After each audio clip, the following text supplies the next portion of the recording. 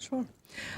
We've talked a bit about the role of the learning development professional and how it's evolving, and you regularly talk about the need of L&D to let go of ownership of learning and encourage that learning to be enabled throughout the organization. What steps can individual L&D professionals take to let it go and to move towards a more performance support role or a broader learning ecosystem? It's hard. It's easy to make light of it and say, oh, just become more like performance support, as if it's going to happen by magic.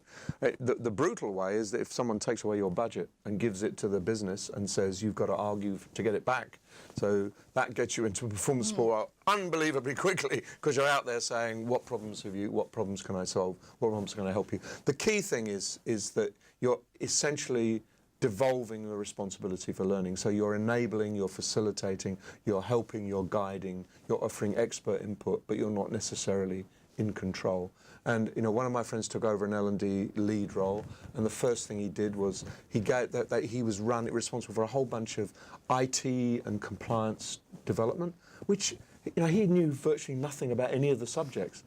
So he's running stuff that he knows nothing about. He just gave it back to them. So, for example, in software development, he said to the software people, you know your development needs much better than I do. Here are some suggestions, like if you subscribe people to Pluralsight, for example. Pluralsight have got massive online resources which you could use, but hey, you just take it over and here's the money to do it, and exactly the same. So he dumped off a whole bunch of stuff that he was really managing very badly, and they took it on and did a much better job.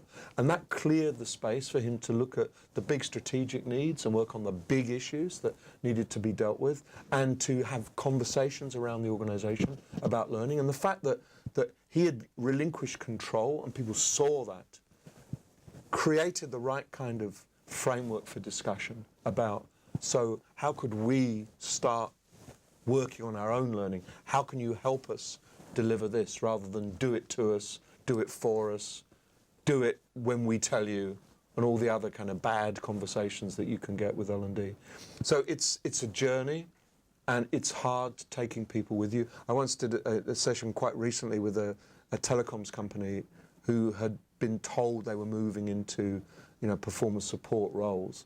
And meeting the L&D team, it was really painful. They all were kind of grieving, and they felt they were being de-skilled, undermined, and undervalued. And it was some really hard work trying to convince them that they can rebuild their careers in a different kind of way. And I said to some of them, look, you really are totally caught up in that role.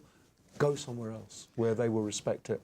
If you're clearly not going to make it in that new role, go somewhere else. But for the others, change. Well, I can just see how hard it would be when so often you're spending all your time trying to convince people that learning is important in your organization and taking responsibility for that, and then to say, well, I'll let it go and be part of a more facilitative role, or be involved in the curation, and so I can see how difficult it would be for some people to actually make that shift. Yes, it is. I totally agree.